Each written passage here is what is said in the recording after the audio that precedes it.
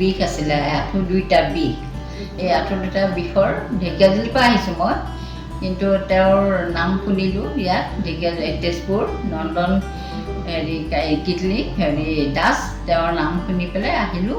আহি পেলাই এতিয়া মই ইয়াত ফিজিঅ'থেৰাপি কৰি আছোঁ।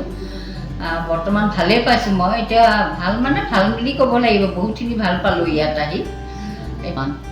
এতিয়া ভাল বুলিয়ে ক'ব লাগিব তেহেঁতক, আৰু যিখিনি পাইছোঁ।